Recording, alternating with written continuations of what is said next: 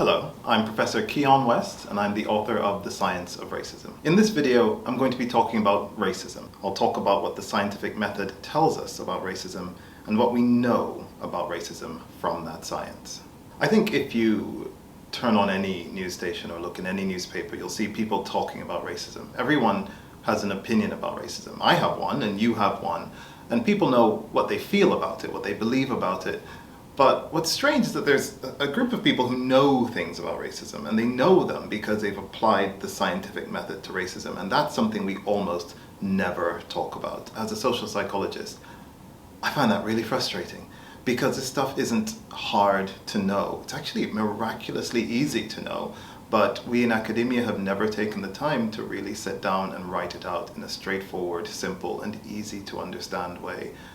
So I decided I should do that. If no one else was going to do it, why not me? So I wrote The Science of Racism, not because I think there's a lot of overwhelming complexity, which there is, and which could be communicated probably better in the scientific journals, but because there's so much that is so simple, so straightforward, so factual, so easy to understand, so easy to explain, and I didn't know why no one had explained it before. So I thought, let's explain this, and the next time we have a conversation, the next time you open up a magazine or a newspaper, the next time you look at the news, and you hear people talking about the things they feel and believe, we can hear that, those things are important, but we'll also know about what we know about racism. We can start from a factual basis and let the conversation grow from there. When I tried to publish this book at first, I was hit with a certain amount of resistance. I think the title really turned people off because The Science of Racism, people assumed it was being written by a Nazi. That was the assumption of it. And I can understand why, because when we talk about racism from the perspective that racism is probably bad and we should do less of it, we often talk about feelings. We hear a lot of stories about how bad a particular instance of racism made someone feel, and we understand that this is a negative thing. When we talk about science and racism, people are so accustomed to pseudoscience. They're so accustomed to books like The Bell Curve, which goes out of its way to paint the picture of certain races being intellectually inferior to other races. Now, this isn't always the case. There are many authors who I really respect, like Adam Rutherford, who does a really great takedown of some of the genetic nonsense that people like to say. But in general, people think, well, if it's feelings, they'll say, please stop being so racist. And if it's science, it's essentially white supremacy and Nazism. And I thought that is utterly ridiculous because there is so much science about racism. There are so many thousands of papers. I am one person. I am a single person. And in my life, I have published about 80 different peer-reviewed papers. Across all the departments in the UK, there are thousands of papers being published every year. Across the world, there are millions of papers. We know so much about racism now that it's madness to me that only the racists get to talk about the science. It's high time that people who know how racism works start writing about the science of racism. And because that's important, I thought I should take the first step and do it, write this book, so that everyone knows how racism works according to the science. I'll tell you what I didn't write in The Science of Racism. Earlier this week, I went into a store, just some small random store, to buy some small random thing, I don't know, gum or cookies or something.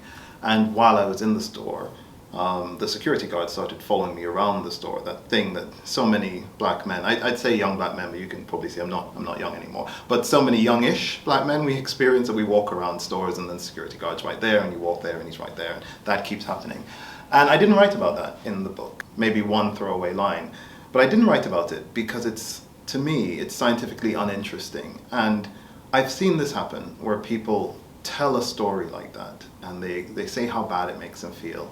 They say how much it hurt them. But having lived a life, as I have, where they've never committed any crimes against anyone, where they've never stolen or shoplifted or anything like that, being like a fairly high-ranking member of academic society, having written books and papers, you'd think you don't need to be followed around a store as if you're a thief. But this story doesn't carry any weight. And I know that some people think that's not fair. But if I were to explain this to someone who didn't think racism was a problem, they would just say, maybe I'm too sensitive, or maybe I'm imagining things, or maybe the security guard is following me for some other reason. Maybe I looked like someone else who had done some shoplifting earlier that day or that week. And while that is a difficult and irritating response that appears to minimize my very genuine experience, scientifically, they have a point, and that's important. Scientifically, you can't actually tell how big a problem racism is because I told a story of being followed around a store. A white woman could tell a story about being followed around a store as well. You don't know how true it is. You don't know if she was misremembering or misidentifying something. You don't know if that security guard follows everyone around the store. So I have no idea why they were following me around the store. That's why we need science. Anecdotes are important. They illustrate things, and our lives are nothing but a sequence of anecdotes. That's how we live. But to determine if race affects who gets followed around a store, if race affects who gets tasered by the police, if race affects how likely you are to be hired for a particular job, if race affects how much you're going to get paid for that job, you can't do it on anecdotes. They have their limits. You have to do it on science. You have to have people who look the same and are dressed the same and who do the same things and who go into the same store and who do it 100 times. And if you do that, and the black people are followed around and the white people aren't, then you have a scientific case for saying that racism and race is making a difference.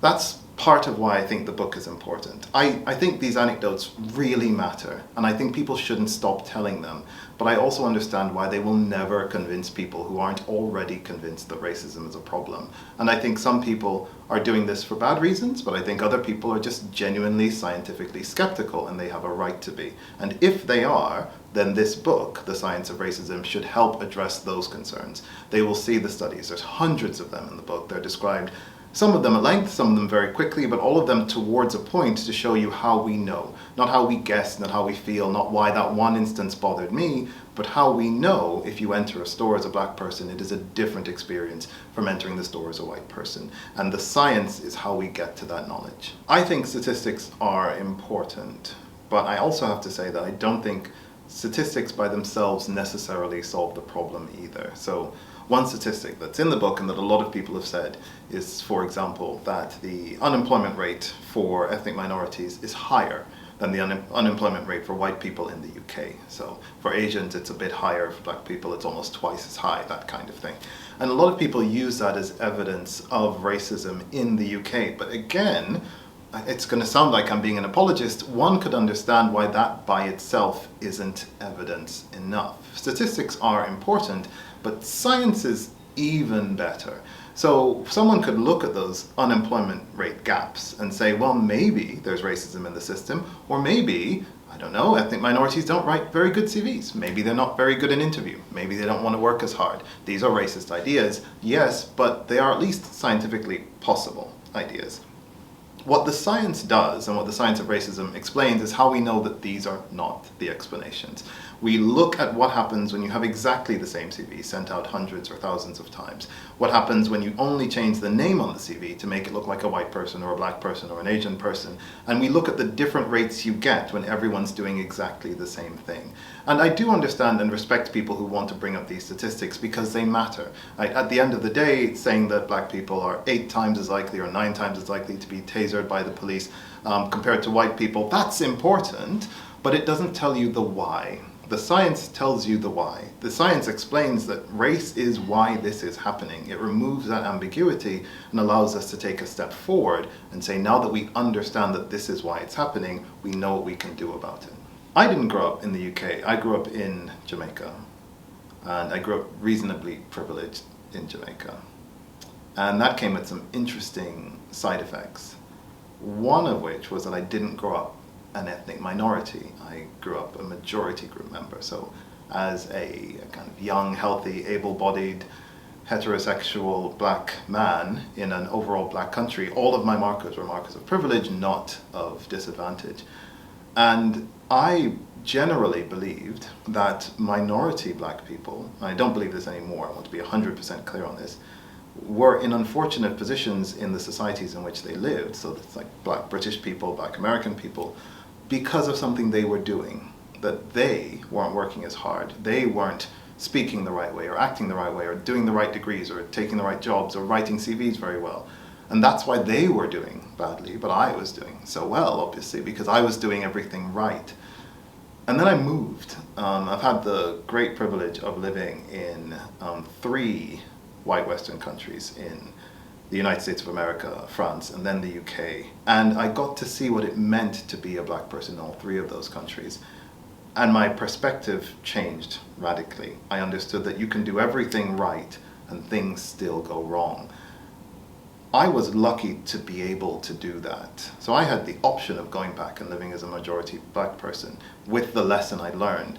Most white people do not have the option of doing what I did. They will never know what it's like to be an ethnic minority anywhere. Even if they go to places like Uganda or like India or wherever else, the history of colonialism means that the experience of being white is always different from the experience of being an ethnic minority. They cannot live through what I lived through.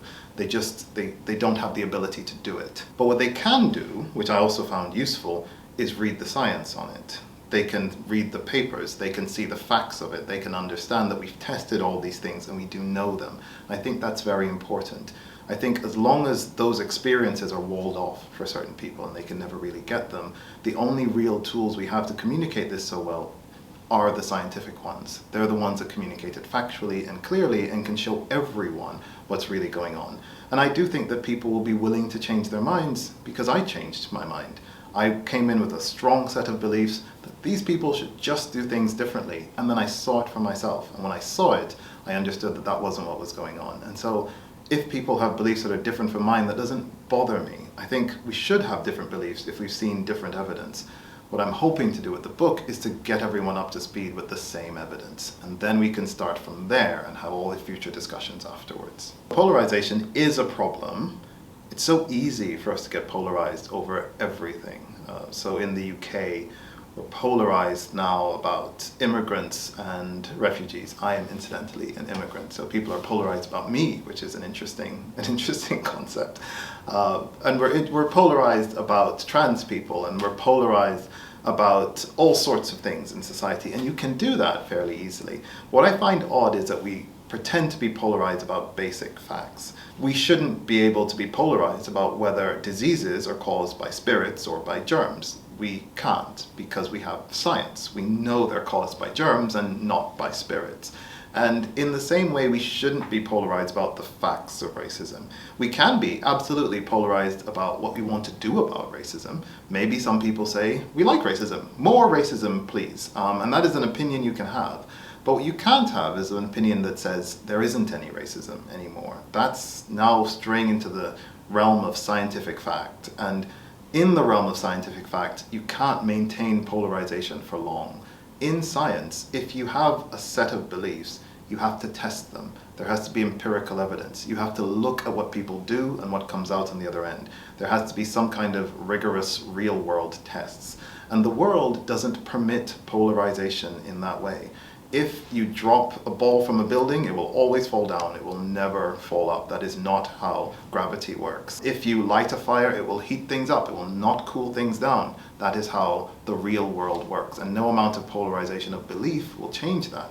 And in exactly the same sense, if you run a test in which white people and people who aren't white do exactly the same things, you will not find that they're treated exactly the same way. That's not how the world works. So the science is a tool for getting rid of the polarization. We might still have very different beliefs. We almost certainly will have very different beliefs about what we should do about it. But it doesn't allow us to have different beliefs about what the facts are, what reality says. And I think getting everyone to the same page about what reality says is incredibly important. Because without that, if we don't know where we are, it is impossible to figure out where we're going or where we should be going. I've been doing this research a long time. So I know I still have a fairly youthful face, but I've been in the academic world for a bit, and I've been doing research on bias and discrimination for 2 decades now. So it's getting on for a bit. So in writing the book, it wasn't really an act of learning a lot of new things. It was an act of spewing out all the things that I had been learning for 20 years into one easily accessible, condensed format. That said, the part of the book that I knew this part, but I found it the most difficult, and the part I probably thought about the least because I didn't like thinking about it, was the part that thought about how ethnic minorities themselves respond to racial differences. And I suppose I'm being a bit awkward here because it's the part that I don't like. It's the part about how we're sometimes racist too, and that's not a surprise, is it? I mean, anyone who's been an ethnic minority for any period of time knows this. Yeah, as a black person, I know that Indian shopkeepers will follow me around the store just like white people will. It's not a surprise. And I have Chinese friends who know that black people will say racist things about Chinese people the same way that white people will. And the research shows that really quite clearly.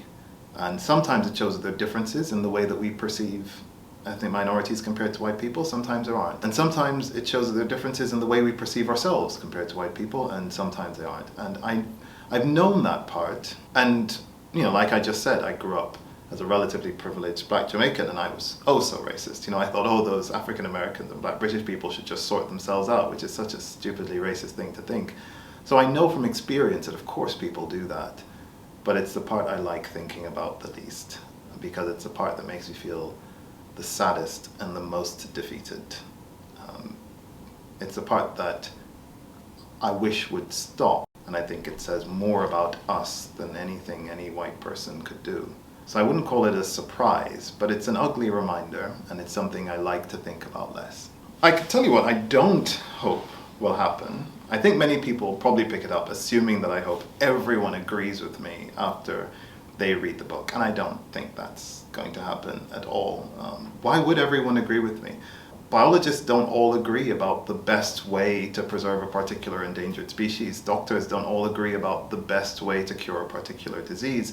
I think figuring out what to do next remains an open question and a political question, and one driven by our values and by our belief systems and by the things that we really care about. But what I do hope will happen is that we will all finally agree. All of us together, wherever we're coming from, whatever our political orientation, whatever our starting point is, we'll all agree on the facts. We will all finally know what science says about racism and what kind of world we're living in. And so wherever we want to go from there, I think these are discussions that have to happen. I'm not trying to end the discussion on racism. I'm actually trying to do exactly the opposite. I'm trying to finally stop the thing where some people are saying, I think these germs are making us sick, and other people are saying, I'm fairly certain it's the spirits, and we keep doing that back and forth forever. I want that to end. And what I want to begin is a conversation where we can all say, yes, these are the germs. Yes, this is what the science says. Yes, these are the facts. And now that we all know the facts, well, what can we do about it? Those are the conversations I'd like to start having from now on. A lot of people talk about racism, and a lot of the discussion sometimes ends around, look, there is racism. I think that's fine. It's a very important discussion, and it's important for people to say that. But I also think the other thing people don't realize is that we have known for an incredibly long time how to reduce racism. That we've been studying this. I mean, the earliest studies I am aware of, and I am literally one person, so there's probably earlier ones than this, but the earliest studies that I am aware of go back to the 1940s, which is an incredibly long time ago. We know how to make less racism. We know how to get the racism to be smaller. And we've known it for an incredibly long time. And weirdly, we're not doing it. And some of the things that we're doing are not helping. And from a scientific perspective, are really, really weird.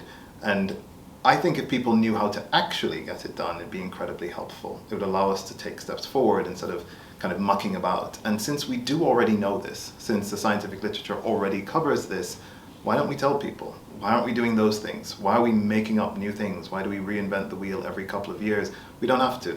We've known this stuff for an incredibly long time, so let's just do that stuff. Thank you very much for watching. I'm Professor Keon West, and I was talking about my latest book, The Science of Racism.